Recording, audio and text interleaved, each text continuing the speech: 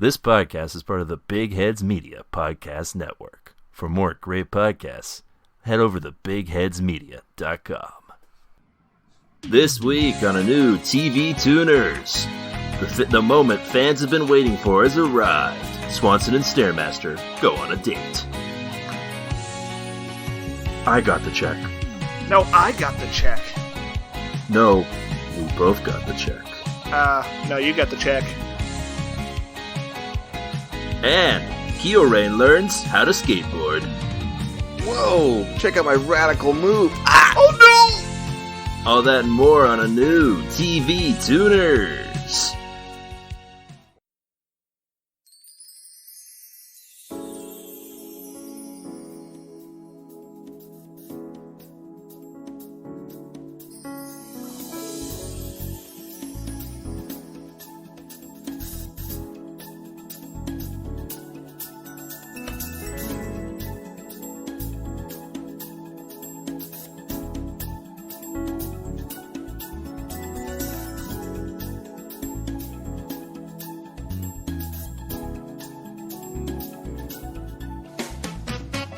Hi there, folks, and welcome to TV Tuners. It's a television podcast for the true fanatics. It's a weekly dive into the latest in TV news and reviews. I'm your host, Swanson. With me, as always, is my co-host and Dutch backpacker, Stairmaster. Hey, can I do the Dutch accent? Swanson, how could you do this to me? You sound... You sound like Charles Bronson having a stroke. These youths are gonna pay for being mildly brown in my neighborhood. Yeah, that would be something he'd say. Rest in peace to a legend. Death was sex. Yeah. And with us, of course, as always, is our other co-host and best friend who sort of just goes along with the crimes, Kyorain. I mean, you didn't really make a good point for why we should do this murder, but I don't know. Where is your accent?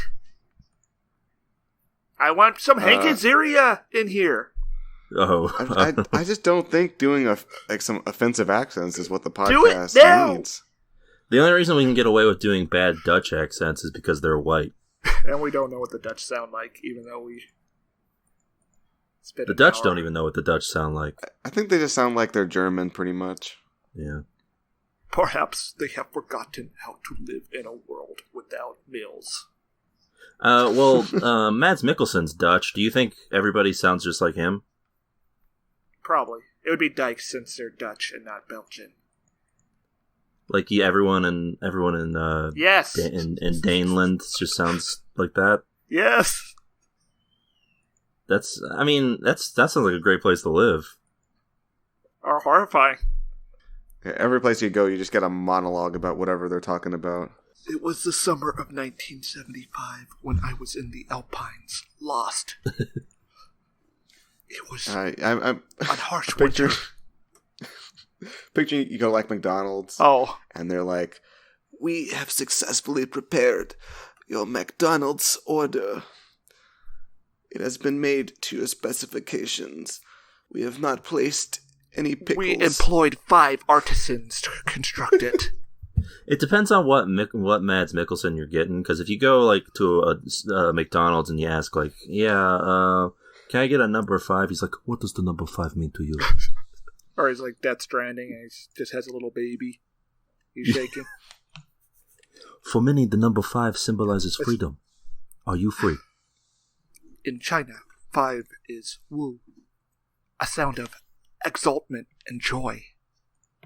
Will you be exalted when I give you your meal? Yeah, it sounds like the Dutch have it right, have it correct. Yeah, you spent 20 minutes at McDonald's getting your order. That sounds good to you, Swanson? It's fast casual over there. Yeah. It's like 5 guys, and all guys are Mad Nicholson. 5 Mads. So yes, welcome to TV Tuners, a podcast all about television. We're here, we're talking about TV, and hey, if you like what we're talking about, what we're laying down, why not go over and subscribe? That's right. We're available on all of the podcast apps of your choice, if that's the thing you're into. Apple Podcasts, Google Podcasts, Stitcher, Spotify. If not, how are you listening to this? That's a great question. Any of the ones that you are currently listening to or have listened to, you can subscribe. Just look up TV Tuners. We're there, waiting for you. Hurry up. Yeah, hurry it up. Don't wait till the end of the podcast, because then you'll forget. And, of course, if that's something that you've already done, well, then why not consider giving us 5 stars and a review? Huh. Sounds insane to me. It's a great way to get us noticed, and we'll read that review if we like it on the pod. Can you do any less? If we don't like it, we'll probably still read it and just make fun of you. Or agree with you and get really sad. Well, one of us will probably do that.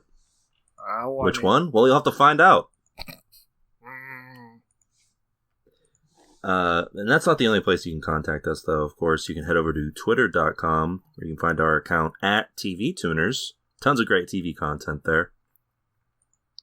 Yes. Just non-stop TV content over there. Definitely nothing else. Like tweets about the Holodomor bus. Definitely not that. I don't see how that would appeal to anybody who would be listening to this podcast. Yeah, it's definitely not an account that seems like one of the interns just made it their own personal account or anything like that. And to occasionally like anime art. That isn't too sexual. It's clearly a podcast account and not just like someone's... TV content.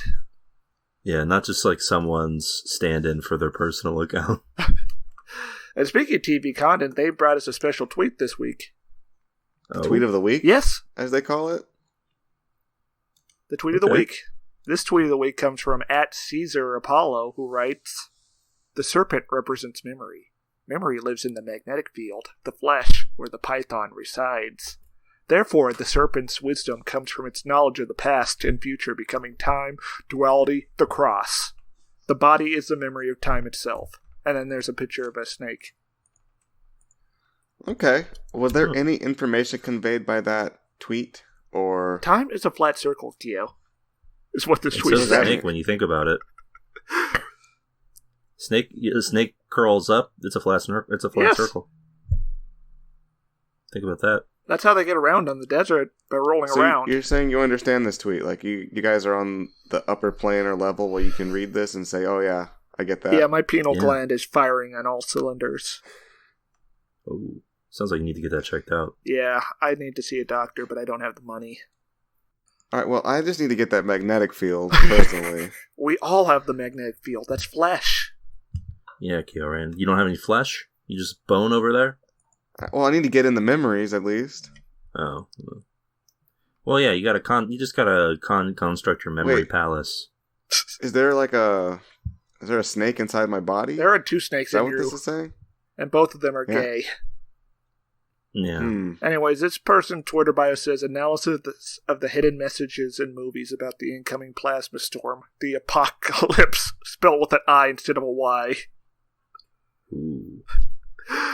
Yeah, this seems like a quality tweet. I'm going to tune in. When the plasma grounds itself into us, our bodies will be electrified. If the electrical current finds any blockage, it will resolve it. If you resist a short circuit, we'll slowly initiate by burning you out. The real pandemic, hyphenated, will start. The government is not lying. Whoa. So wait. What kind of conspiracy guy? The government is preparing you. He knows most people won't be able to endure the plasma charge for their lack of shadow integration. If you had to suffer in this life, it was for you to get used to the massive electrical charge that will come to this world. Shadow work. What world have we just stumbled upon via this tweet? Northern Serb replies with, "How does one know if one will be ready?" Caesar Apollo answers by accepting that you don't know. Northern Serb says, "So completely forfeit the ego." Prayer emoji. Wait, pear? Like the prayer? The fruit? No, prayer. Oh, okay. Yeah, he's gonna eat a pear and just sort of let it all go. Yeah, look, guys, I recently made the decision to axe Twitter from my internet machines, and right now I feel so vindicated in that decision. Okay, let me try something out here. Let me see. if this makes this more palatable. Just give me a sec here. Are you going to electrocute yourself? Oh, no, hold on. Just let's see if this makes this more palatable. The serpent represents memory. Memory lives in the magnetic field, the flesh, where the python resides. Therefore, the serpent's wisdom comes from its knowledge of the past and future becoming time, duality, the cross. The body is the memory of time itself. Oh, well, when you say it like that, it makes perfect sense. It sounds really enticing, and I agree with everything you just said. Yeah, that sounds kind of better, you know? Maybe this is like if they had like someone to read tweets aloud, they should just hire Mads Mikkelsen, and I would be on board with this. What do you call this? This agenda? The segment? Oh, yeah, I would love to have Mads Mikkelsen do this segment for us. How many followers on this account, Stare? Oh God, 274. Okay, way less than us. All right, well, it seems we've achieved the higher plane of existence then. I said tune in earlier, I lied, it's a tune out. Yeah. Swanson, I didn't question it. I just wanted to just let that sit there. Yeah, I'm tuning out on this tweet because I don't want to platform this in a positive way. This sounds like something where, like, if you asked him what to do if you got sick, he would be like, let the energy flow through you. You need become one with the plasma spiral. You need to snort gunpowder. It will cleanse the toxins from your flesh. I don't know. I think these are some good tweets here, like entertainment wise. Oh no! Oh God! I have to show you this one, Swanson and Keo. Uh-oh. Okay. I'm sorry. The woman. Okay, hold on. You got to read it now. The woman acts as judge, for she is the one who selects the partners to reprocreate with. Reprocreate with?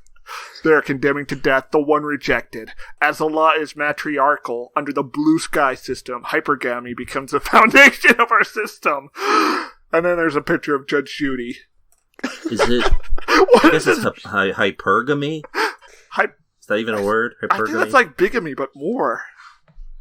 I'll ask him what hypergamy is. Extra bigamy. Alright, so yeah, that's a full tune out. Thanks for showing us that one to confirm that we were right to tune out. Hypergamy, noun, the action of marrying or forming a sexual relationship with a person of superior sociological or educational background. Oh. I'm still going to ask him what it means because I don't think he knows. I think he's saying that he wants to bang Judge Judy. Well, who doesn't? Oh my God, this is like just a regular guy on Twitter, but all of his tweets come out in the weirdest ways possible. Yeah, the regular kind of guy. Like the snake tweet is just like, look at this cool flat dude, little lizard man. He's a little guy, I love him. What would you call the second tweet you read then? The government is lying. The government is lying about COVID numbers. No, but it's saying it's not lying. It's the opposite. I must be concerned about variant spread. Alright, well, thank you for these tweets, Caesar Apollo, and best of luck with your courtship of Judge Judy. What a gem. But hey, listen, if Twitter isn't enough for you, and subscribing isn't enough for you, well... How is that not enough for anybody? Yeah, I mean, maybe you want, maybe you have a quip, comment, question, foresight, otherwise, that you want read aloud here on the pod?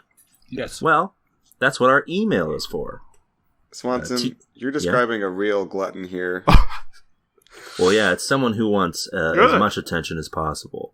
And we're willing to give it to them. You can send all of those things over to tvtunerspodcast@gmail.com. What's that email, Kieran?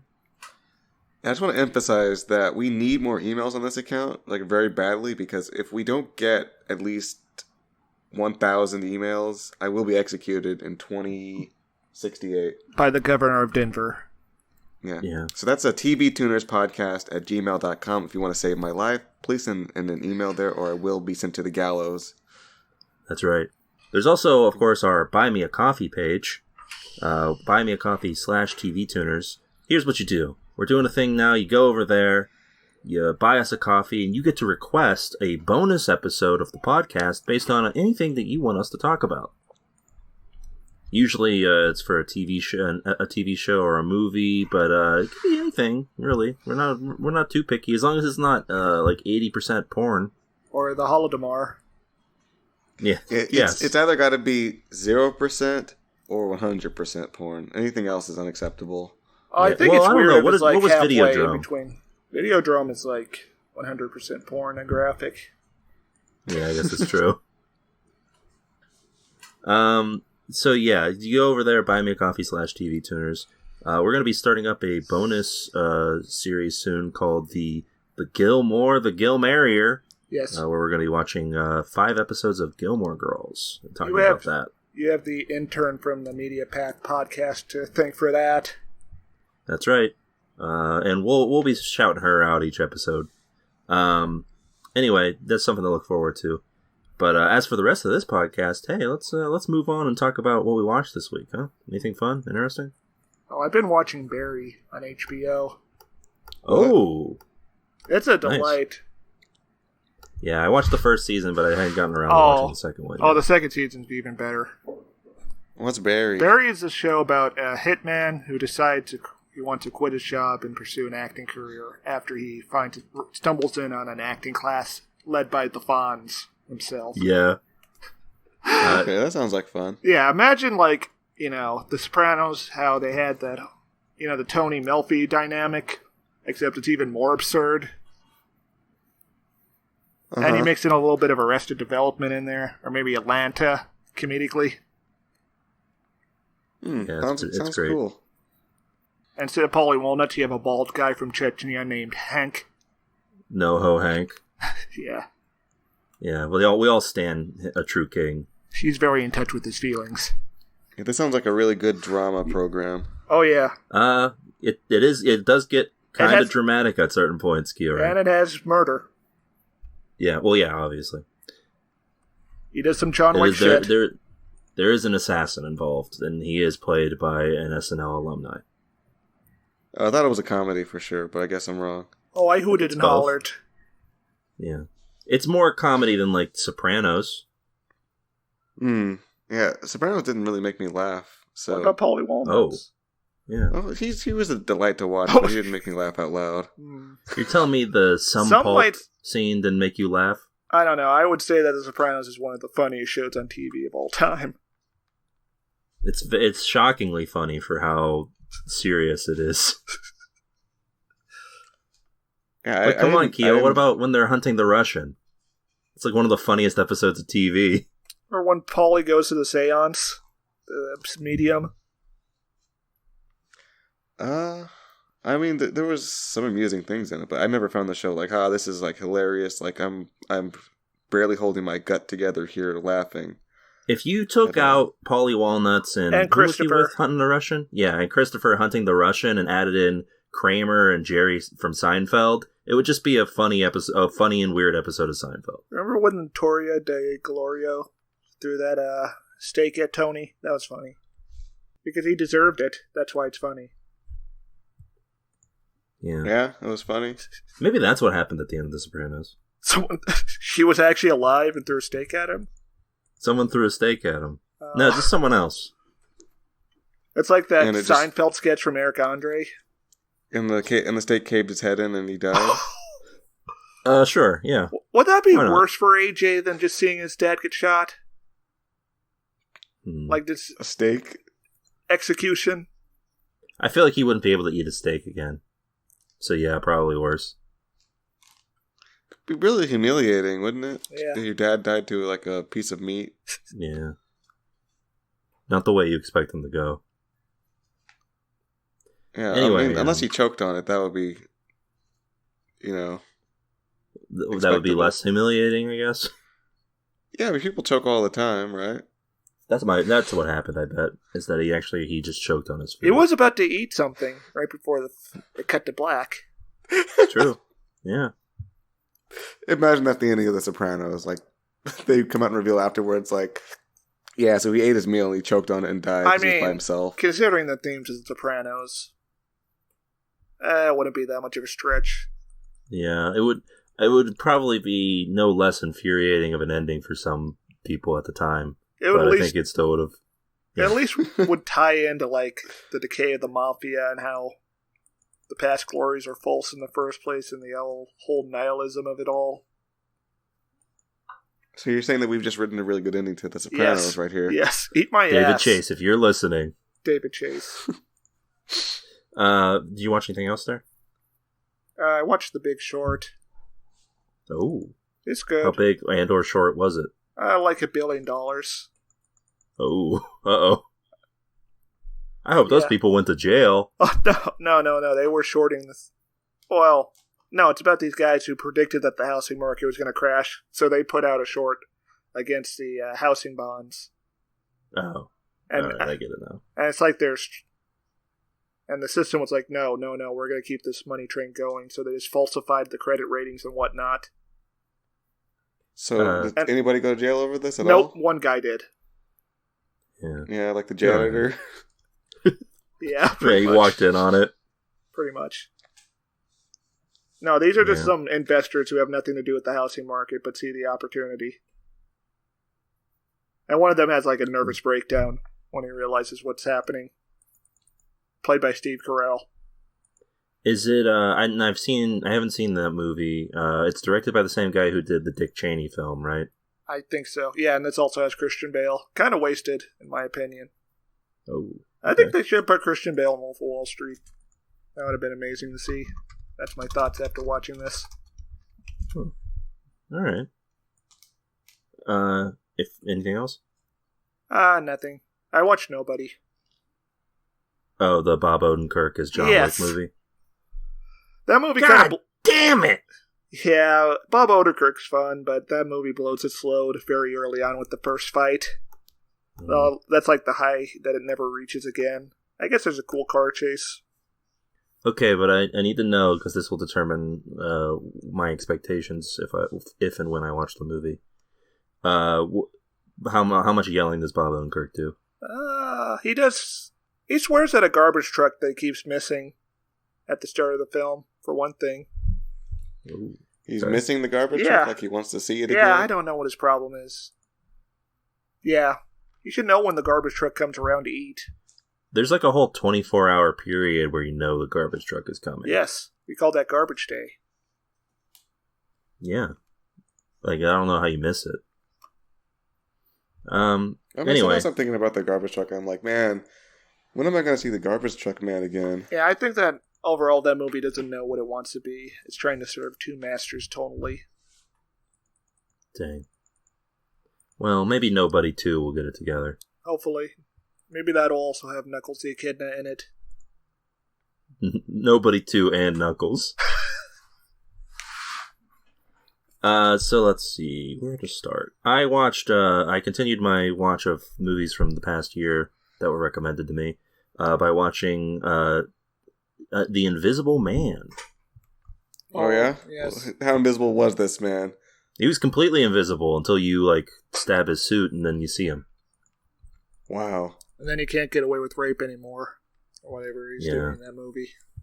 I don't know if he does he doesn't do any actual rapes in that movie, thankfully. No. It's more like he's an abusive boyfriend. Mm-hmm. Anyway, it was a good movie. To abuse people? Yeah, he's a real asshole, turns out. He finds out the key to invisibility and then uses it to stalk his ex. That's nasty. Yeah, thankfully, he's not the lead character. If I was that sort of immoral, I would just use it to jerk off. Yeah. This was originally going to be part of you guys might remember the Monsterverse, where they were going to have the Mummy and Frankenstein and Dracula there's all still part of a universe. Well, there's still no reason they can't do that. Well, other than all the other movies flopped hard. Oh, but make a Mummy versus Dracula film and bring back the Rock. That's the thing. The reason this movie succeeds and the other ones didn't was because those other movies are all trying to be action movies, and this is just a horror movie. Oh, yeah, maybe they should have made these monster movies scary. Yeah, maybe that would have worked. There's some fun directing in this movie. I wasn't super impressed with it, but I liked it. It was enjoyable. It's a little slow to get going, but once it starts, there's some real fun stuff in there. Lots of use of blank space to where you're not sure if the invisible person is actually there or not. Oh, he's there. Sort of like our podcast whenever I talk. Yeah, you're not sure if me and Kyo are in the room or not. Or if we just left. That's not where I meant to go, but okay. Nice repote. Let's see, what else did I watch? I also watched Quantum of Solace, the James Bond movie. Yeah, it the water sucks. one? Yeah. Yeah, that one sucks ass. I need to rewatch Casino Royale. Casino Royale kicks ass. Great movie. Probably the best Daniel Craig Bond movie. Anyway, Quantum of Solace is just like really poorly edited. You mean like that Queen movie bad? It's more like Taken 3. Almost. Oh! No, it's not Taken. It's not Taken 3 bad. That's being too mean. It's just like there's a lot of weird cuts to the movie. Like they can't stay on a scene for longer. In action-wise, they can't stay on a single shot for longer than like 5 seconds. Oh no. So it's no good. Also, there's in the early parts there's a lot of shaky cam because they're trying to get that Bourne trilogy, that Jason Bourne sort of look. Have we talked about how Taken 3 is like notoriously badly edited? Yeah. No, I don't know what that movie is. Oh, they took his daughter, Kyo, and he has to get her back. A third time? Yeah, they did it the third time. This time I think he gets taken. Is that Taken 3? No, Taken 3 gets framed for its ex-wife's murder. And Forrest Whitaker is hunting him down, and then his daughter gets taken. Like, again? to spice up the third act. Look at this clip of him jumping the fence, Kyo. The fence is the most iconic part of the movie because it's so poorly edited. Let's check this out. Okay. No. It's just so... Like, they had to have filmed the scene like 15 times just to get all the shots. Like, how many actions is he actually performing in this scene? Like, maybe 5, but there's 20 cuts. There's, like... There's a shot of him running, then another shot of his legs close up running, then a second shot that cuts to him mid-vault onto a car, then another cut to him climbing the fence, then a second cut of him climbing the fence continue from a different angle, then a rear shot of him... What is happening? Then him... another... By the way, so what Sarah's describing is 6 seconds of footage. Yes, okay, with so approximately 13 cuts. Did he climb back over the fence? That's the worst part, though. Is like, okay, so they show his back. He's climbing the fence, and then they show a front view of him tumbling over the fence, and then back to him being on the fence. As if he's, like, on the other side of it. But then on the other side of that. And then he falls over anyway. I think they fucked up the continuity. Like, the sequence was wrong here, you think? Yeah. Yeah, it's truly... It's one of the film's greatest mysteries is why that was allowed to be put in a film. Okay, but the really bad part about this is the lighting changes, too. Yes! Yeah. Where... some of the shots are, like, eclipsed, right? Like, the sun is behind him, so you see a silhouette. But then the other shots, you just see... It's like a clear, sunny day. Yeah. Yeah. Yeah. It's no good. It stinks, actually. It stinks. Anyway, yeah, don't watch Quantum of Solace. It's not good. But speaking of things that I've enjoyed, I watched Mobile Suit Gundam. What episode are you at? Char is back, and Kai just had an incident with a spy. Oh, that was so tragic. Even the director cried. Being sad about a woman being dead. Yeah. Yeah, it's only happened about 5 times already on Gundam. You just got past Operation Odessa. Yes, where I thought for sure that McQuave would be dead, but he's alive and well. Now, fun fact, did you know that the Earth Federation only used 30 mobile suits for that counterattack? It was mostly just conventional military forces. That makes it sound like, that sounds like they were not at all prepared to fight the Earth Federation at all. This is like 8 months into the war, though. I guess, yeah. But they're saying that like they're like building new mobile suits, the Xeon forces. So it doesn't seem like they're out of resources. Well, to be fair, Nazi Germany also was building new tanks and planes right up until 1945, including the first operational jet fighter. But yeah, I like what's going on so far. Amuro's a good guy. Good on him. Sayla's finally getting to actually do things which I didn't think they'd let a woman do in the show. Oh, I can't wait for you to get to Slugger Law. Speaking of women. Rest in peace, Ryu. Oh, yeah. A real one. He was the voice of reason. Yeah. Yeah, that's good stuff. That's about it. It's nice to have Char back. That's the last thing I'll say. He seems way more just sort of subdued in these past couple of episodes. Well, he's been drinking. He's got to sober up, I think. I guess that's true, yeah. That's why he has all that coffee. Yes. All right. Yeah, so I finished Mobile Suit Gundam. Oh, you want to spoil everything for us? No. You want to talk about Slugger Law?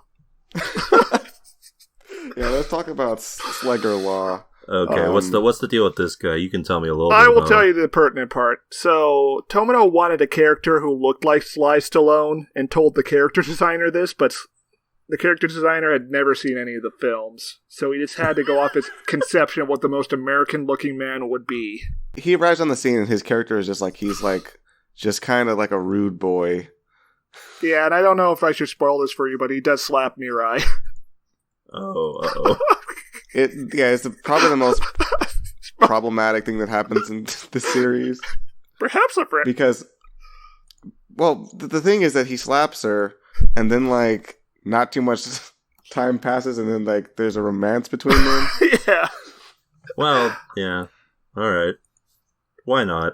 And also the guy with the glasses, in this picture I've shown you of Mirai getting slapped, is her ex-fiancé. So look forward to Love Pentagon coming up. Pentagon? Oh. Rectangle, I guess.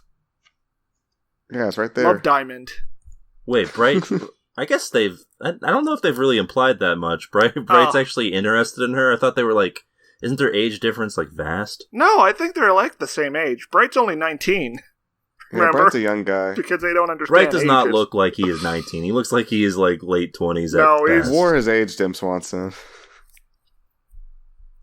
He's 19. He's only 4 years older than Amuro, but acts like he knows everything. Yeah. Also, I have started Zeta Gundam. Oh.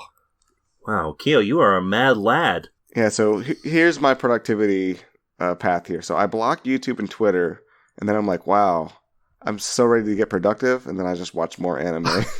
Yeah, sounds good. Sounds like Gundam. a productive day. What are your thoughts? It's more fulfilling than watching garbage YouTube videos anyway. But It's you like could watch like a Campbell's. whole YouTube series about Sledger Law. I'm sure there's a spin-off about him somewhere, if Kukurosa and Doan got one. Also, our good old friend Quattro's there, and he's just like up to something here. He's just like, I am not Char. And how do you feel about the new Char, Jared, from Subway? Oh. What a guy. There's a new Char, like he has a whole mask and everything. No, he's just a blonde guy Oh. who really has it in for Camille. Because he keeps killing everyone he cares about. Yeah, like, this is like I'm gonna say it's a much more, I mean, the rivalry between Char and Amuro It's was like just mythic, kinda. It's like mythic and kind of fun. This one's like, oh god, these people actually hate each other. This is just sad. Yeah. So that's a tune-in for Zeta Gundam. Yeah, I'm fascinated to get the Zeta Gundam because it is like, what, a smaller conflict, right? It's not like a huge war. It's a smaller conflict for most of it. It's, yeah. So it's a smaller conflict that is actually darker than the huge, massive casualty war that takes place in Gundam. Yes. Yeah, I mean, there have been massive casualties, just not not in this war so far. The one thing I would say that's one of the things I would say that's bad about Zeta is it's not as good as establishing its setting as First Gundam is. That's the one thing I really didn't like about it. Interesting. Yeah, the whole what was it called? Yeah. AUG. It's kind of they're a thing. If you blink and miss it, there's like one line of dialogue that mentions they're actually part of the Earth Federation government as well as the bad guys. Yeah. Which is kind of an important bit to contextualize the conflict. All right, well, with all that out of the way, I guess it's time for us to get to the Rabble, huh? Yes. Oh, what's the Rabble? The Rabble is a segment here on the pod where we talk about what critics and reviewers on IMDb have to say about the show we watched this week before you get our official TV Tuners consensus. Okay. Yeah, basically, we're going to tell you what others are thinking about the Serpent. And why they're wrong. Or right. Yeah, pretty much. We're fair and balanced. We give you both points of view.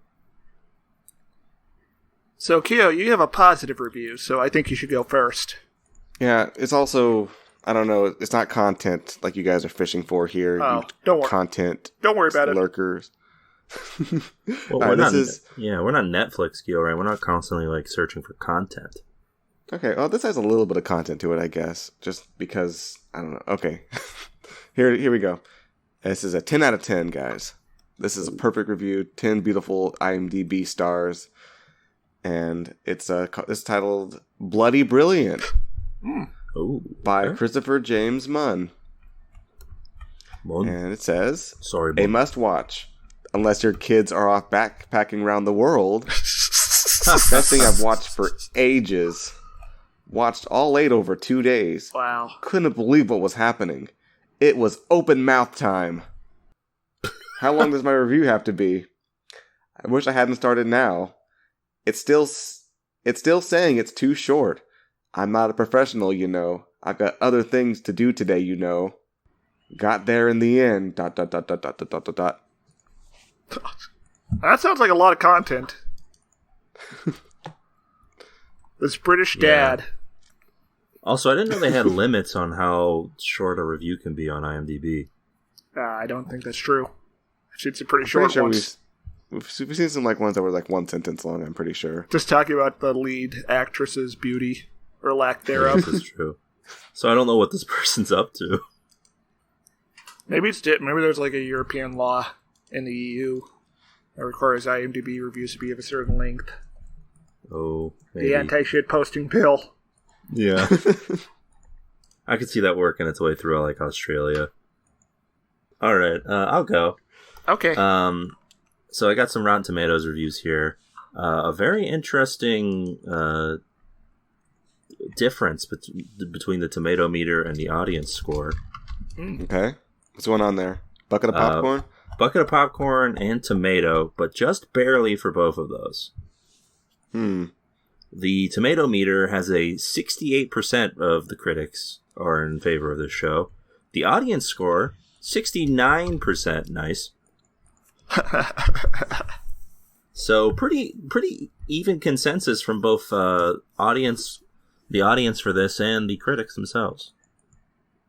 That's insane. So I'll start with the negative review here. This is from Brian Tallarico of RogerEbert.com. The people behind this 8-episode miniseries about a serial killer never really figured out how to tell this story, and that sense is amplified by an incessant cross-cutting chronologically that only muddles the piece's tone and momentum. This is 2 out of 4 stars. Yeah, he's right. Swanson, that's basically what you said in the pre-record, isn't it? Yeah, listen, we'll get to it, I think, more when we talk about the show ourselves, but we've encountered that a couple times with programs. I think Netflix programs in recent times have done it a lot, where they just cross-cut between time for no good reason other than to elongate the show. Yes. When like, it feels like people just really love, like, writers just have like are like, you know what would be great if we told this non-linearly? Even though, like, maybe a linear narrative would be better in a certain case. I would say the vast majority of cases, linear narratives are a little bit better. I'm just mad it's going to take until episode 8 for him to meet the Snake God. Yeah, it's going to be real weird. And then we're going to have to wait for season 2 for him to battle Khonshu. Alright, so I have a positive review here as well from Salani Gajar of AV Club. If these narratives, as well as a couple of overdue high-octane cat and mouse chases in later episodes, that render meaning to a crime drama show like The Serpent, which otherwise plays out as more wooden than it should be. So, kind of positive review, I guess. Yeah, it's a B review, I believe. B minus. So not really a positive review, but the tomato meter thought so. And we all know the tomato meter is never incorrect. No. So kind of a lukewarmer take there. I did have someone else who will remain nameless for fear of attack on them, who called this a masterclass in filmmaking. It was me. I guess they didn't make any mistakes when they were filming it. Does that make it a masterclass? I guess if you have the faintest semblance of style, that's enough for people who watch TV incessantly to be like, this is a masterclass. Yeah, if you don't knock the camera over or get the boom mic in the cut. Yeah, if you put some neon lights in there, people are going to be like, this is a masterclass in filmmaking. Anyway, Stare, you got one for us? Oh yeah, I got a negative review. This comes from user Grinnin Barrett, who writes, pretty good. Grinnin Barrett. The series is pretty interesting. It tells a story that I was not familiar with. The switching back and forth in time was fine. My biggest gripe was that none of the actors that are chain smoking actually smoke. They just hold a cigarette to their lips, take a little breath, and immediately puff it out. I've never in my life, 25 years as a smoker, seen a smoker do that. They suck that smoke in and blow it out. But the biggest annoyance is that they are not using real cigarettes. They are plastic tubes with lights at the end and probably an e-cig inside. Very annoying. 3 out of 10. First off, I don't think that's what fake cigarettes are. Maybe it's changed since, yeah, they're made out of candy, aren't they? Yeah, that's right. But also, what a weird take. I want my actors to smoke for real. I want every single one of them to get bad health from being actors. I want them to smoke this highly addictive drug, please. Well, if it makes you feel better, only 3 out of 16 found this helpful. Ooh. I don't know. That doesn't make me feel better at all. 3 people find that helpful? Yeah. They agreed. They were like, you know what? I want real cigarette smoke in my movies. Need more tobacco involved here. Real tobacco. That set to actually smell like rich, delicious tobacco like we enjoy, us smokers. The delicious embrace of a camel. But yes, I agree. Let's see more people just smoking for real. And you know what? Why don't we murder the people for real too? Yeah, bring back squibs. Real squibs from their bodies. Yeah, just actually kill them on screen. Unfortunately, this guy does not have more reviews where he complains about smoking, but he does have 2. He only wrote 2 other ones, but they do both end in the word sheesh. All right. Maybe he's related to Clay Davis. But doesn't like swearing. Yeah, the UPN version. Yeah. That's right. All right. Well, that's been it for the rabble. Stay tuned for our official TV Tuners take on The Serpent later in the show. It's bad. For now, though, let's get to the news, huh? Whoa, news? That's right. There's been programs. And what happened in the grim world of television? So we've discussed off and on about the Apu situation over at The Simpsons. Namely, that Apu is the problem with Apu. Namely, that Apu is not really a great. He's a stereotype. I mean, we can just say that, right? Yes. Yes. And that, maybe he hasn't had a great impact on a lot of Indian American children throughout the years. And I watched a YouTube video that said it was not racist, so... Oh, thank God. Oh, who said that? I'm sure it was someone who had a lot of opinion a lot of like personal experience with that. No, it was a guy who like depicted himself as a skinhead. What is that? What does that mean? Well, Stare, I suggest watching the movie Green Room, and I think you'll get a good understanding. Of... with Patrick Stewart? Okay. That sounds fun. So, yes, of course, it took some scratching and clawing from the Simpsons writers, including a part where Lisa Simpson in one episode literally talked down to the audience for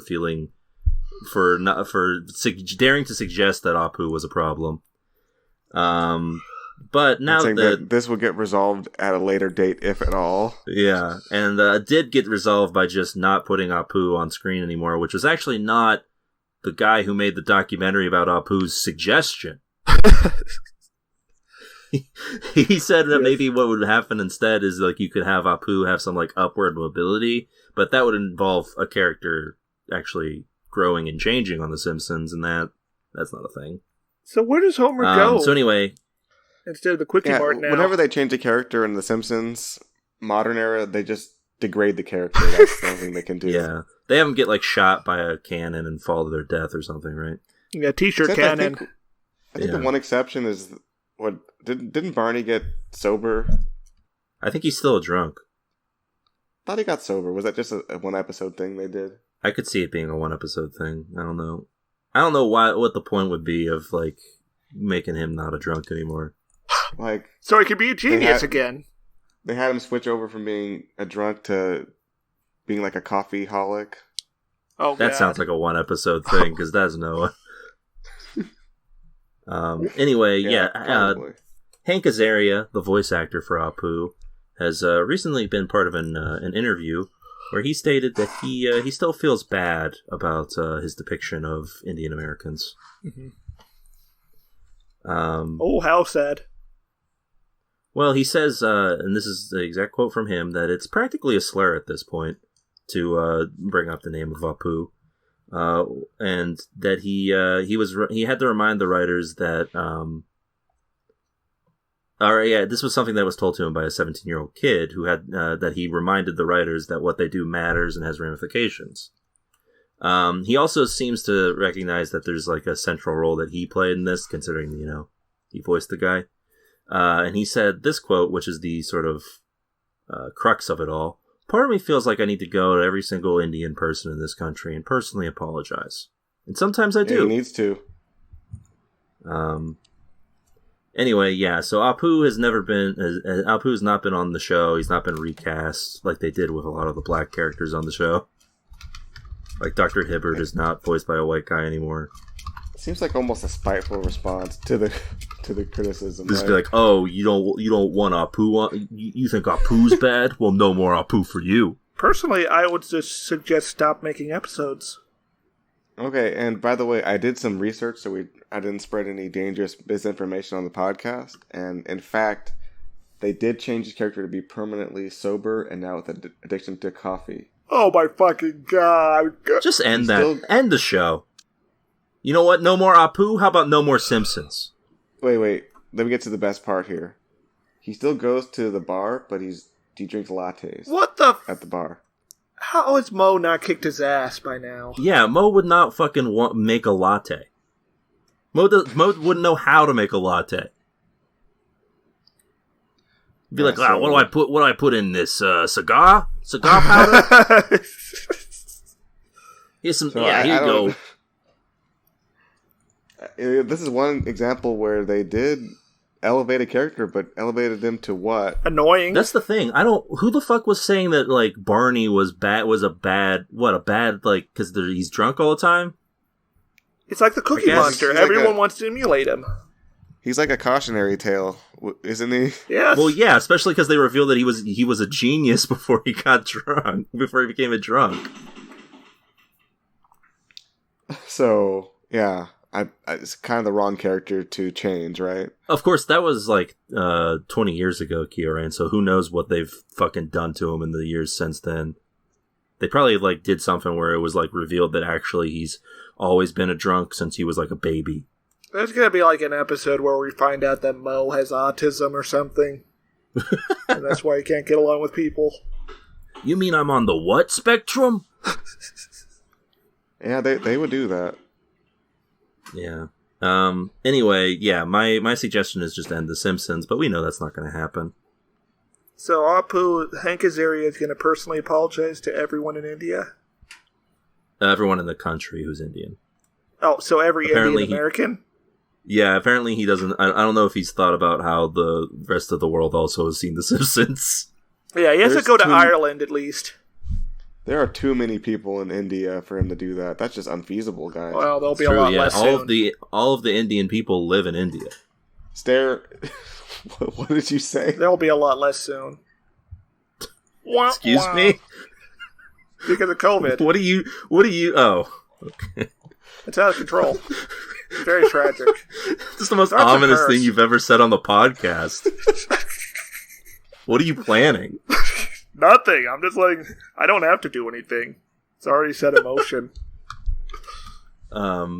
Anyway, I was thinking about this the other day, where I think even when the voice actors die, they're not going to stop The Simpsons. Like, even when all of the original voice actors are dead, there's still just going to be, like, new episodes being cranked out. They've got every possible variation of every voice they've ever done. They can just deepfake it. I'll just get Nolan North to voice Homer. I was going to say, or they're just going to get new people to do it, and they're just going to be like, it's The Simpsons. And these people are being paid $5,000 a year. Yeah. Yeah, they're probably waiting for all of the older actors to die, so they don't have to keep paying them more and more money. I'm sure the actors are waiting to die as well at this point. Yeah, well, I mean, probably Harry Shearer for sure. Have you listened to, like, any modern clips of them? No. Like, hearing Homer speak is the saddest thing. I mean, because at this point, you've done it for 30 years. There's, like, literally nowhere left to go. Hearing Marge speak is the worst. Like, it's like, seriously, let her quit, please. Let me out of this prison! For her vocals, yeah, for her voice alone, please, before she's like... Yeah. She's got to sound like when she speaks in her actual voice, she's got to sound like Bob Dylan. She sounds like... She's just like... Yeah. She sounds like Solid Snake in MGS4. Yeah. Like... This is my final mission. Like, yeah, she sounds like current day Tom Waits, where she just been like as if she had been chain smoking for 30 years. The piano has been drinking, Homer. Anyway, The Simpsons cannot end until the world itself finally collapses. Hopefully soon. When the plasma, whatever. The plasma storm. Yeah, when the plasma storm comes. Or maybe just a big rock hits us. That'd be nice too, I think. That'd be fun. I don't think that'll be fun. I can shout at the sky, it's here, it's here, it's finally here. And you're going to be like jazzed when the plasma storm comes? Oh, I was talking about the asteroid. Oh. Yeah, I'm going to be just hanging out on Mars, probably. Yeah? With your people, your ancestors.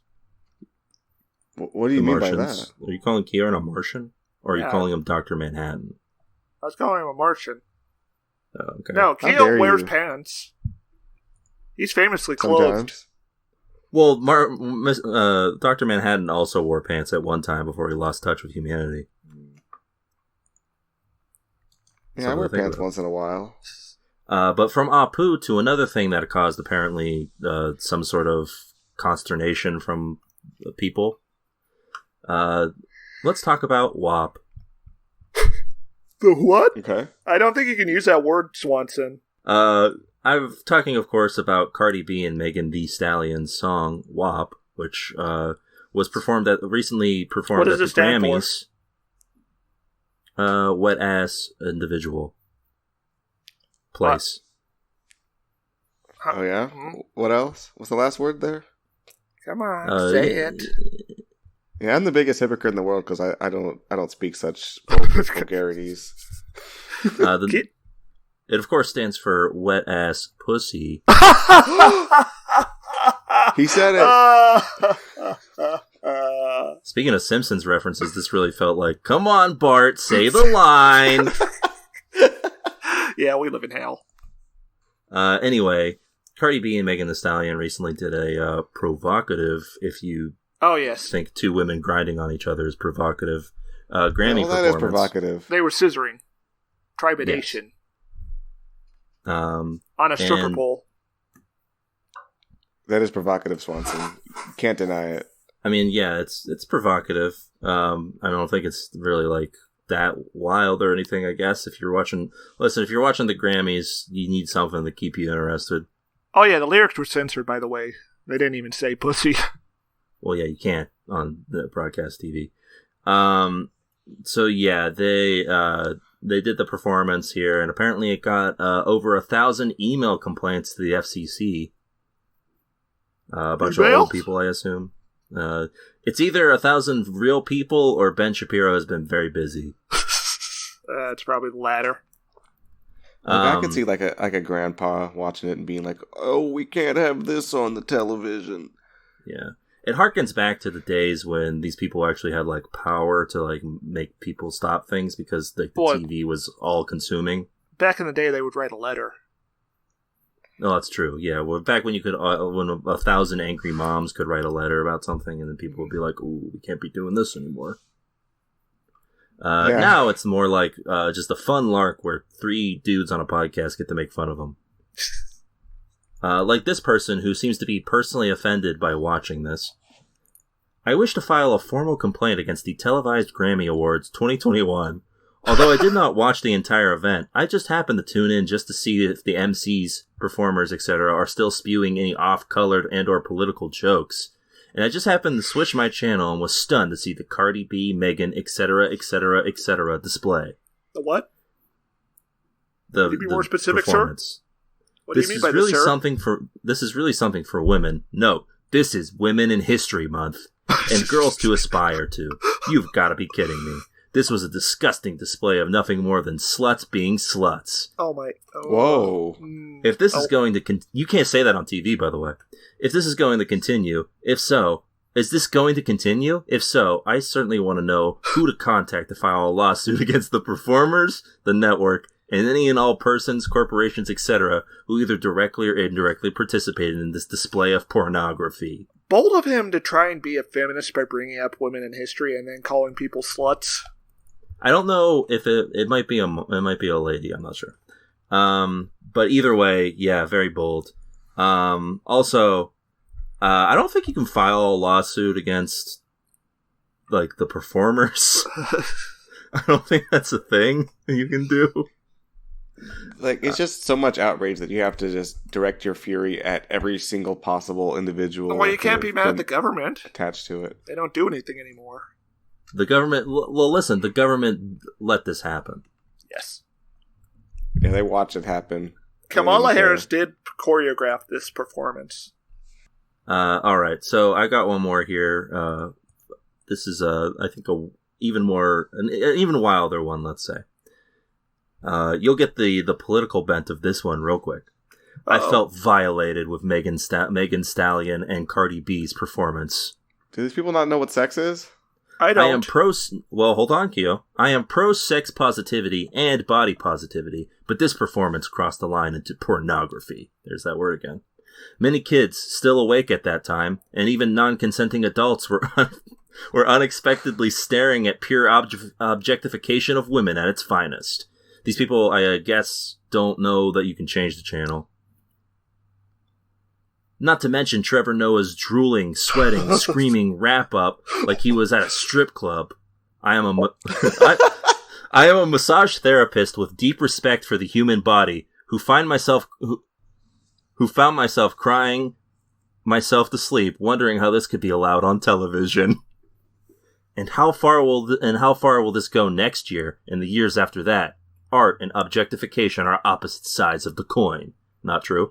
Objectification perpetrates violence against women, maintaining the ripple effect that causes domestic violence, human trafficking, encouraging the consumption of women, and then the disposal of them. Disposal of women? I've watched the Grammys every year since I was 5 years old. It gave me something to strive for as a musician. As a female, I will never again view this program due to the allowance of this performance. So, yeah, there you go. I'm not a big fan of this music or whatever, but isn't it kind of like a song about sexual liberation? Yeah, that's like the whole point. I believe it's a song about being horny, and that's what the wet part refers to. Well, and yeah, the ass which part is and the pussy part. But saying that out loud is the liberation part, Steph. yeah, it's the two female rappers specifically talking about it thing. Yeah, it would be a totally different song if it was about your hard cock stare. I think they're just plagiarizing famous VTuber Hosho Marine. You think they're clued in on that whole scene? I think she did it first and better by shouting "I'm horny" repeatedly on her streams. Well, I mean, I can't disagree that they're plagiarizing noted VTuber who I've never heard of. Yeah, Swanson, you're saying that you don't know about the VTuber scene in great detail? I don't, but I'm sure. You know what? I bet. Well, Swanson, I get bet this. Cardi B and Megan Thee Stallion do. Get this, Swanson. They're idols, but they don't act like it. When you say it like that, Kia, you make it sound so shallow and superficial. Do I? Yes. Oh, I think it's delightful, but I was just trying to get Swanson to understand. Why, I mean, I do understand what idols are because there's such a thing as idol wrestlers. So. Yeah. That's what. But I was just saying, like saying I'm horny as an idol is like is hilarious. One would say it's impure, or not say so. Interesting. Yeah. There is one idol wrestler who calls everybody on her Twitter page a simp. Is that? that is something that Kiru Coco would do from Hololive. Like her fans, or yeah, she anytime someone says that like they're a big fan of her work, she calls them a simp. Yeah. Oh, that's brutal. Yeah, the Hololive people would definitely do that for sure. Yeah. She also appeared on an episode of an American wrestling program where everyone was fighting around her, but she was still determined to sing her entrance music. That's delightful. Anyway, she's the best. Maki Ito, look her up sometime. Anyway, what are we talking about here? I think we're going on to Trailer Blazers. Okay, yeah, sure. Here's a segment near and dear to everybody's hearts. It's Trailer Blazers. Hit the theme, Kyorain. Spooky. I couldn't do the song. Spook. Yeah, I guess that's actually applicable for what we watched this week. Zack Snyder is back at it again. This time he's bringing back the zombies. It's Army of the Dead. With a 3-minute trailer, Swanson? It's a 3-minute trailer where the only person I can recognize actor-wise is Dave Bautista. Yeah. But he's here, and he's like, we gotta do a heist. Bald Big Man is back. That's right. Bald Big Man who's not John Cena or The Rock is here. Well, neither. He's like, time to do stuff. So there's a heist, but this time there's zombies. Yeah, get this. Apparently, in the world of this movie, all of the zombies are in Las Vegas. Yes. This proposes a hypothetical world where the government could contain a viral outbreak. Yeah, which we know to be false. Yes. Like, even if these were slow zombies in our world, it would probably be apocalyptic. Yeah. So it seems to be like a combination of Dawn of the Dead in terms of, like, talking about consumerism, I guess, but it's Zack Snyder, so who knows if he actually tackles that. And, like, what's the one? Is it City of the Dead or, like, Land of the Dead? Is that the one? Where it's, like, the class warfare and the zombies are, like, the proletariat. Yeah. And this one, it sort of also mimics that because these zombies seem to have some sort of society going on. Society. Yeah. There's a queen zombie. There's a male zombie who shows up and looks at the camera and says, "We live in a society." Yeah. So here's the deal with this trailer. We watched basically the movie. It is very long. Like a summary. Yeah, you get to see all the stuff. All the stuff happens in it, and they're like, "Hey, here's this, here's that. Take a look at this." That's the problem with long trailers: is that you can't give away all this stuff. Mm-hmm. I want to see some cool stuff when I watch the movie, if I ever was going to watch this, which maybe I will. Who knows? All right, we got nothing better to do. Yeah, I'll probably still be trapped in my house by the time this movie comes out. So, yeah, get some shorter trailers in here because I mean, there was always a problem with trailers. Like, if it was a comedy, they'd show the funniest joke in the trailer. That would kind of mess it up.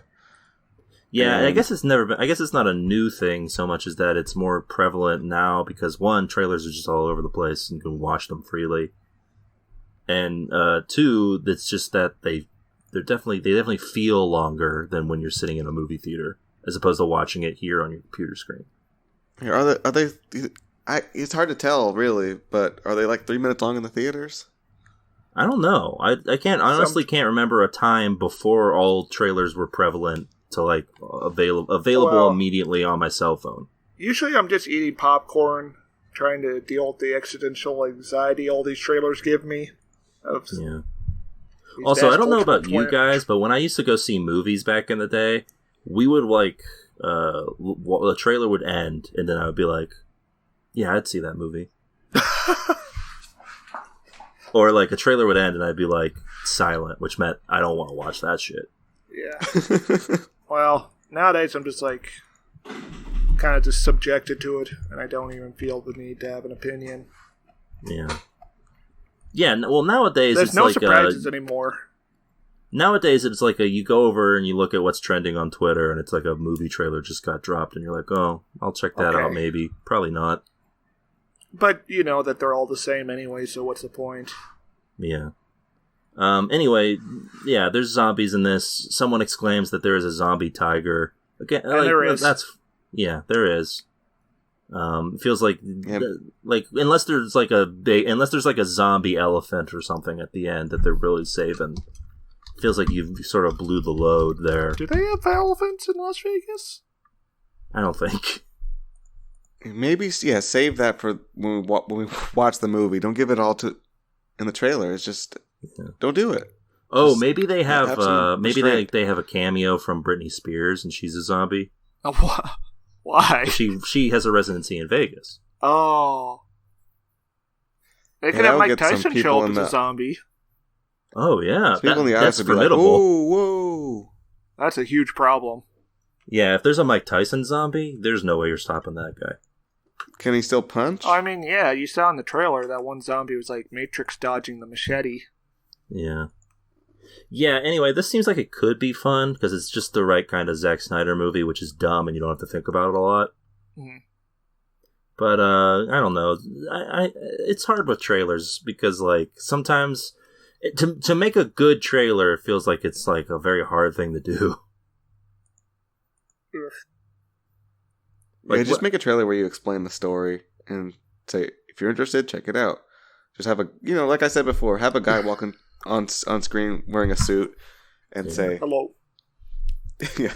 Like, I feel like we've talked about this on Trailer Blazers a lot, but, like, when was the last time you saw a trailer for something that you didn't know the premise of? Like, it's not a new season of, like, Better Call Saul or something, or The Boys or something. And you watch the trailer and you're like, oh, I gotta check that out. Probably one of the JoJo trailers way back at the start of the decade. If it's got like a really attractive anime lady on it and I'm like really into that, I might be like, oh, I gotta check that out. Whoa! Yeah, I honestly can't remember. Yeah, it's hard. It's hard to say because like most of the time, if there's like a big movie coming out, I hear about it before I even like watch it.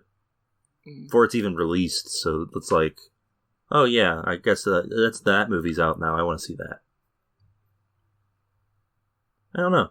It's I guess I was gonna say John Wick, but even John Wick was like a thing that I'd heard about before after the movie had come out. It wasn't like the trailer made me want to watch it. Dragon Ball Super Broly. That's something you already had a lot of familiarity with. Yeah, but it made me happy. The trailer itself. That's not okay. I agree. It was a delightful experience, but it was Dragon Ball Z. That's your favorite thing in the universe. Yeah. If Dragon Ball Z stopped existing, you would die. I would, and if I didn't, I would make sure that happened to me. Oh yeah. Okay. Obviously, I was. You try to do one last Kamehameha and use up your life force. Yeah. I would sacrifice my energy to keep Dragon Ball Z in existence. This might be cheating, but Stair did show me the trailer to Char's counterattack, and that did make me hyped to watch that someday. Yeah. From 1987. What is Char planning? What is the mystery behind the human eradication plan? What could it mean? Anyway, yeah, I don't know. Maybe I'll watch the movie. Maybe I won't. I guess that's a light tune in. Tune in.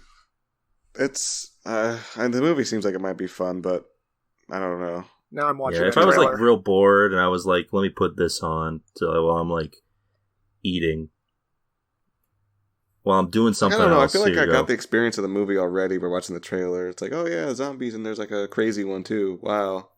This movie kind of works better if you have like a cast of like eclectic characters and not just like Batista.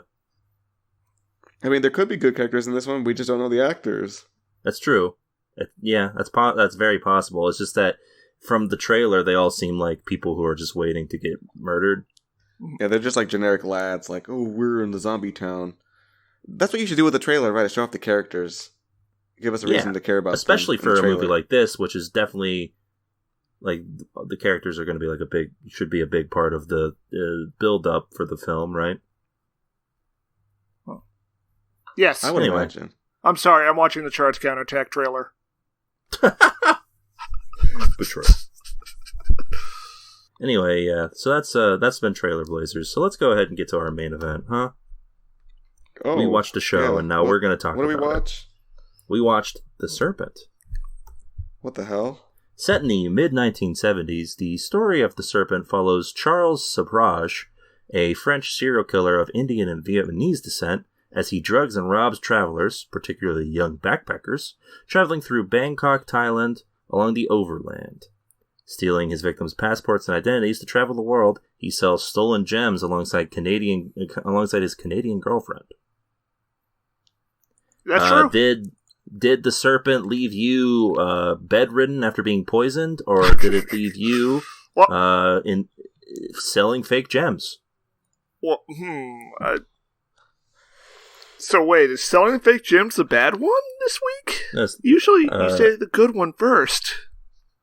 Oh, okay. Did The Serpent leave you selling stolen gems, or did it leave you poisoned on the bed? I'm feeling very tired right now. So, the latter. Oh, okay. Yeah, when you read a blurb about, like, a nasty killer guy, I don't want to wait, like, an hour to see him. Not even see him, just to know he killed someone. This is like a very boring murder, too. He basically dumps her in the river. Yeah, this is essentially, like, the like, most banal murder that could happen. Like, they don't even get to the part where he burns someone alive. I guess we don't know he burned them alive. Oh, yeah, it's heavily... yeah. It seems like it should have just been a 90-minute documentary about how fucked this was. Yeah. That might have been fun. Instead of this, I guess. I guess like a 90-minute biopic. You have to get... non-linear time. You have to get like 5 party scenes. Well, you have to get the investigator walking around doing nothing. I suspect we don't have a whole lot to talk about in terms of plot that happens in this, so I think this is a good time to. Yeah, there's not a whole lot to it. It's so much so that they split it up into 3 distinct time periods. Only maybe 2 of them matter. How many time periods are there? I had trouble. Well, they're separated by months, so it's not actually that. But there's 4 months. The first one is 4 months from the present time, I guess, which is him and the American lady who wants to join a monastery. And then there's the 2 months after that, which is when they are talking to the Dutch couple. And then there's 2 months after that, which is everything with the Dutch ambassador trying to figure out what's going on and stuff. Yeah, so they just pointlessly muddled it with nonlinear time. Yeah. So here's the thing this is the thing that's frustrating for me. reading about Sabraj, he has like a very interesting story. Oh, did and he? They just don't do anything with this. So yes, obviously he did the he murdered a ton of people. Yeah, but it's very interesting. Well, yeah, he stole their passports and then went around the world to sell gems or pretend to be a drug dealer so he could get more people to steal their passports. And he had accomplices with him. He had because he was a very charming person, evidently. But eventually he gets captured and goes to prison. Oh, arrested. Well, they describe it as the police captured him. He gets overpowered by a group of French graduate students after he tries to drug all of them. Oh no! I mean, I guess that's good that happened. So he goes to a jail in New Delhi. Meanwhile, in Thailand, they figure out that he had a whole sentence that he did all the murders in Thailand, and they're waiting to extradite him when he gets out of jail so they can kill him. So he concocts a plan, knowing that his sentence in New Delhi is coming up. He drugs all of the guards and fellow inmates and walks out of jail. What? No way. Oh my! How did he manage? I feel like you have to acquit him if he does that. I know a lot of people are grieving, but he got them good, and you got to acknowledge that. I'll read this last part of his prison time part in Wikipedia. When Sabraj's sentence was due to end, the 20-year Thai arrest warrant against him would still have been valid, meaning possibly his extradition and almost certain execution. So, in March 1986, in his 10th year in prison, Sabraj threw a big party for his guards and fellow inmates, drugged them with sleeping pills, and walked out of the jail. Why would you let prison lets you throw a party? Why would you let the serial killer organize the party? Yeah, that seems like a mistake. He was eventually apprehended by Mumbai police, and his prison term was extended by 10 years, just as he had hoped. So that he could not be extradited and executed. All according to Kaikaku. He must have been really charming to convince him to let him throw a party. Yeah, that's the thing. Why don't you start your episode with something referencing that? That's intriguing. That makes me want to keep watching. They let him bake the cake? Or whatever? I think he just drugged their drinks and stuff. How'd he get the drugs? Who would give the serial killer sleeping pills? You know what could have told me this? This show. You purposely go for the boring parts. You're already skipping through time. Why not skip to him being in jail? Sure, we know that he gets apprehended eventually, but I can look that up anyway. I did that. No, that it would be an excellent cold open, but nobody would believe it happened. Swanson. They have to open with him giving a slightly unnerving interview on TV. Yeah, instead, yeah. That implies he never went to jail. That's right. It implies he never went to jail. He was eventually just let go. Obviously, he served his term and was able to leave. He was too powerful to contain. Yeah. Well, he's in jail again now, but he's still alive? There was a few. Yep. Yeah, he's in poor health apparently, but he's still alive. He's age 77. Wow. But he's in a Nepalese jail currently. But there were a few years where he was out of jail and a noted celebrity of sorts. I think the term is pariah. But he eventually got apprehended again due to an Interpol mission. Oh, so there's a ton of interesting stuff here. It's just they're focusing on. It seems like they were they had to pitch it as a 70s show. So that they have all these fun 70s aesthetics. But not that 70s show. No, there's no. Although we do know that there are some toxic people on that show as well. We spent forever with this show with this investigating guy. Yeah, I did not care about the Dutchman. No, there's this Dutch guy who he's looking into the disappearance of a Dutch couple, which in one of the non-linear timelines that we're following here, we see Sabraj called what's he call himself? Aleem?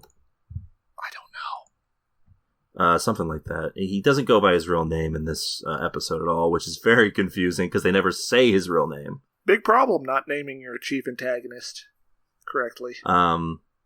So we get a lot of like him trying to befriend this Dutch couple. Is there any point where he seems like an actual charming person? No. I guess like maybe briefly at the beginning when he's talking to the guy. He's the kind of person who everyone knows is creepy. For sure. He seems portrayed here. He seems like a joy kill.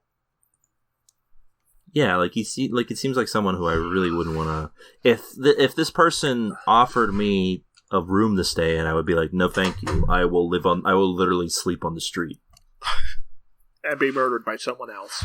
Yes. Yeah. So I don't even know where to start on this because the thing is, it jumps around too much for me to like be able to tell an actual like, here's what happens narrative type of deal. Oh, I can pretty much summarize it in like 2 sentences, I think. Okay. So there's some missing people, missing tourists. The Dutch guy wants to find out. His bosses say no. Then we see this guy. He's throwing a party. He's selling gemstones. He's a bad guy. He kills a lady. The end. He was kind of hot with these it. gems, by the way, are uncut. Or I guess they are cut. Yeah, these gems are cut. These are cut gems. They were brilliant cut gemstones. I could not see the dinosaurs and shit in them. No, yeah. And also you wouldn't be able to anyway because they're fake. Oh, yeah. They're fake swans. Not only does he kill people, but he lies. Yeah. The worst crime of all. It's true. Worse than murder. But my other problem here, the main problem was that like it's just you picked the most uninteresting place to start. Because that's the thing. A non-linear storyline is not inherently bad. It's just that you have to pick the right moments to make non-linear. You can't just do it for the sake of doing it. Mm-hmm. Yeah, there are some really good reasons to be non-linear. I mean, one of our favorite programs on TV is a prequel. That's also a flashback. Yeah, and it works really well because although we know where it's going, there's still a bunch of questions we want answered about where it's going. Right. So, like, imagine you start with that scene of him in the prison, and he's just everyone is passed out, and he is walking out of the jail. That's a cool intro. That gets me hyped. That makes me want to figure out what this dude's deal is. Yeah, that would have biased us at least one additional episode. Yeah. Swanson, unfortunately, you're more talented than the people writing this program. Listen, I'm not saying I could write a better version of the Serpent, but I could definitely write a better first episode. I mean, the people who wrote this failed miserably at hooking us into this. Yeah, like, and that's the thing. I think the reason I am so, like, annoyed with this program in particular is that there is potential for something good here. It's just it's not on screen. Yeah, I mean, everything else wasn't really incompetent. It was just what they were filming was, like, not interesting. There's even like some style to some of the scenes, right? Like they have like a certain flair. I wish there was actually more of that. It would probably make the show flow a little better, but it does feel at times like the director has watched a bunch of Scorsese movies real quick and was like, what if I did that? Anyway. Yeah, so the basic gist is that in one timeline, the earliest timeline, there's this lady. She befriends another lady who was unimportant, I guess, in the end. And they become friends, and she lets her know that she's going to join a monastery, so that when Sabraj's accomplice Ajay shows up, inviting him to a party, she decides to go because she wants to live one last time or something dumb like that. This feels like something that didn't actually happen in real life. Like, this murder obviously happened, but I feel like this rationale for this person certainly did not happen. Yeah, who knows? People are weird, though. Yeah, well, I mean, that's the thing, is that, like, all of these murders, you never know what actually happened, because, like, these people were found days later. Anyway, so yeah, she goes to this party, this guy, Sabraj kills her after she, takes her money and passport, and, throws her in a river. The end. That's that for that part. Part 2. The scene where they quote unquote reveal, although we knew he was going to kill because we read the blurb. Yeah. Was just so limp. Yeah, it doesn't feel sinister in any real way. The only part that even feels a little bit sinister is when he is like looking down on her from the car. Yeah. Before he gets ready to drive, and that's like but a split the worst second. part. Yeah, and the worst part of this is the accomplice. He's Ajay, like, yeah, he's like, oh, I don't know, why are we gonna kill her? He's like, she saw too much. He's like, oh, did she? What did she see? What did she see too much of? Him selling gems? Like, I guess, sure, yeah. I guess he's clearly like not well put together individual, so I guess he's just making an excuse to murder somebody, but the fact that like the other person was hesitant and then was like, you make a valid point, sir. Yeah, he was like, you did not make a valid point. You just basically said you wanted to kill her and made the flimsiest pretense for it. Like, well, she didn't see anything. Should we talk about the disclaimer at the start of the show that says all dialogue is imagined? Yeah, that definitely not even feels speculative, but imagined. Yeah, it definitely feels like they were just like, this scene might have happened, but it probably didn't. They're basically saying this scene didn't happen. Yeah, and like the general course of events happened, but these scenes did not happen. It kind of shows with that scene we were just talking about, where the guy's like, "Oh, I don't want to." Like, there's no way he was like that in the actual situation. No, he probably just went with it. I feel like mainstream art in the West is just getting lazier and shallower. Like in certain respects, yeah. You have to include some cliches with like the accomplice who doesn't really want to do it. No, this show is just like signifiers, but nothing to signify. It's just kind of going through the beats for the beat's sake, I feel like. Also, there's a lot of hippie hate in this one. Oh. Like, every character who is not a hippie in this is just like, man, fucking hippies. Which, I guess I respect, but... Oh. Yeah, they even have a slur for them. Long hairs. Yeah. Although, I did find that... I think this is something that they're trying to call on, because apparently the real Sabraj has like a very intense hatred of hippies. And he murdered a lot of them. So, something what like a that, nasty individual. Anyway, but I have yeah, a reason not to leave my house or country. Yeah. Would you steal someone's passport if you were going to leave? Yes. Yeah, this is one of those, his scheme here, by the way, which is that he removes the pictures on other people's passports, is only something that could have happened in, like, the 70s. Yeah. Now it would be impossible to do something exactly like that, but...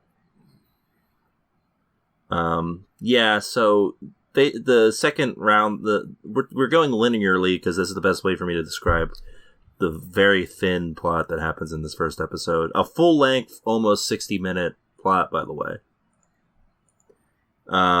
So in the 2 months after that murder, he encounters a Dutch couple while he's selling some gems, and he's like, "Hey, it would be cool to steal your identities." And he gives like a ring to one of them, and is like, "Yeah, why don't you propose with that? And also, we're friends now, me and you." And he's like, "Huh, I guess we are." So he invites them to stay at his place in Thailand, and they agree, and then he poisons them to steal their stuff. Who could have foreseen this? Who could have foreseen that a mysterious and handsome individual who showed up out of the blue and offered you a place to stay. Also wear sunglasses. Consistently, yeah. Yeah, I would be convinced this guy's going to do something nefarious to me for sure. Yeah. And then 2 months after that, we learn that these people are dead because this Dutch guy is looking for answers and they're missing. And a lot of the people that he talks to throughout this hour-long episode are just like, yeah, well, listen, you don't need to do all that. And he's like, but I gotta. And they're like, yeah, but you don't need to. And he's like, oh, but I'm gonna anyway. Also, he has a wife, and that character is very charming and a big deal, apparently. Very interesting character we've got on our hands here. She's apparently based off of. I mean, obviously these two people are very real, but she is a German Interpol member, I think. Maybe a member of. She's a former German diplomat and a member of the UN Council for Disarmament Affairs and an Undersecretary General for Management of the United Nations. Oh, that sounds interesting. This is what we call a made-for-TV person. Yeah. In terms of, like, how she's portrayed in the show, you mean?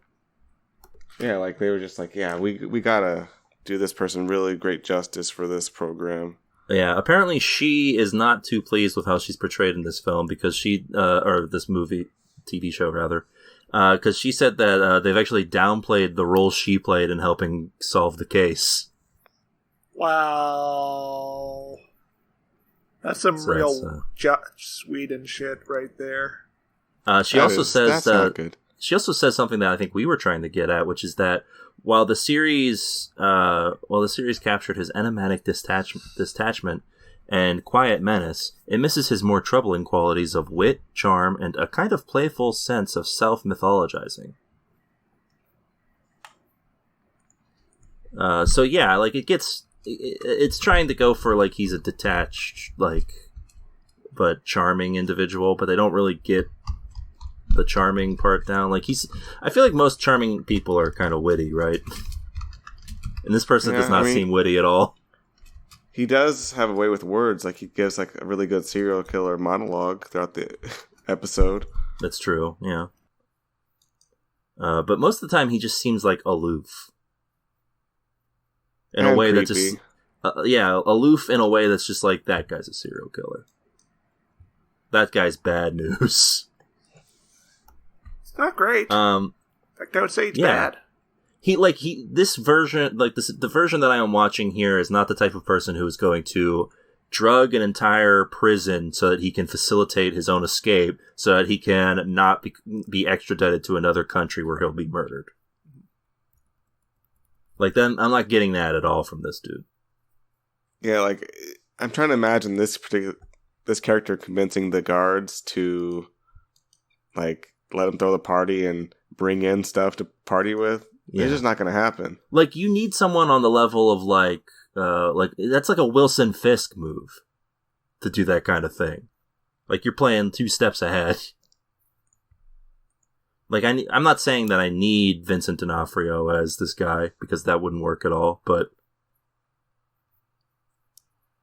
bring Vincent D'Onofrio in for this guy. Yeah, just, like, let's just see what happens. Sure, he's not Indian in any way. But let's just see what happens with him in that role, you know? Just now I'm imagining Vincent D'Onofrio playing the Indian friend who's very apathetic about the murder. We should not kill her. This is a sin. Why are we killing her? She saw nothing. You don't understand. She saw too much. Come to my house in Thailand.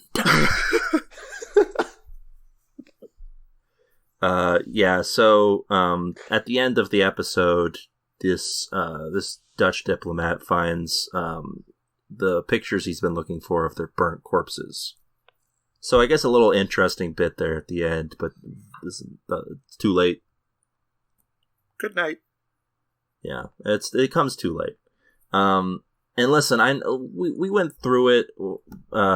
We didn't go in great detail like we normally do because it's just not that interesting. Like, this was the most interesting blurb that I had seen for a show in, like, months. And I was so thoroughly bored by the program. It's a disappointment. Yeah, just watch Gundam instead. Yeah. You got any final thoughts on this, Garen? No. No. No, just watch Barry instead. That's also about a psychopath killer. Yeah. I guess my finishing thoughts here are this character that we're supposed to be enthralled by was first of all introduced in a really boring way. Oh, like they opened us up with an interview on TV where he's like creepy, I guess. Yeah. Also, was that him? Was that the actor or the real him? I can't tell. I don't know. And I didn't care enough to check. Same. Yeah, I didn't either, actually. So I guess that tells you all you need to know about this show. Tune out for sure. Yeah, tune out. Sorry, folks. It's a reluctant tune out. I wanted to like it, but it didn't provide me anything. Remorselessly tune out. Wow. Perhaps Stare's the Serpent. Oh yeah, the Serpent, by the way, is the name that he was called after he was finally apprehended. Listen, I would never sell you fake gems. Oh, we didn't even talk about the killing. They didn't even show it. Yeah. I want blood. They just... Well, there's nothing really to show. They just threw her in the water and let her die. They could have shown that. Yeah.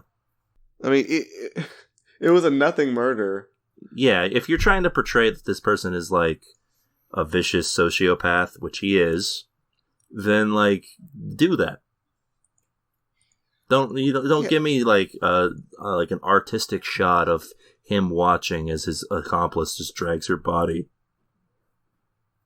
Like Princess carries her over to the water, really. Yeah. Yeah, like show him do it, or show him watching him do it, and then like looking like really glad about it. Yeah, something. Like, I don't know. He should have like a Sonic the Hedgehog grin on his face during the murder. Yeah, that's what I'm talking about. Hey, I'll play with you some other time. And hell. Hey, I'll play with your money right now. Time to go to Nepal. Anyway, yeah, that's a tune out for the Serpent. So much wasted potential on that bad boy. Anyway, that's about it for this week's episode of the pod. Just a reminder, of course, that if you have any requests for bonus episodes, you can go over to buymeacoffee.com/TVTuners and do your thing. A single coffee gives you a single episode for us to discuss whatever it is you want us to discuss. And I'm one step closer to asking a doctor why my stomach hurt. That's right. Please think of Stare Stummy. Yeah. We'll be back later, and we'll be back later with the Gilmore Girls miniseries. The start of that. And if that's not to your liking, well, hey, stick around. And next week we'll have more TV goodness. Until then, keep watching. Bye. It's over. I found him. Hey folks, it's time for the TV Tuners Denver Fact of the Week. Did you know that Stairmaster is going to cause the plasma storm that's going to wipe out most of the population? It's here. It's finally here.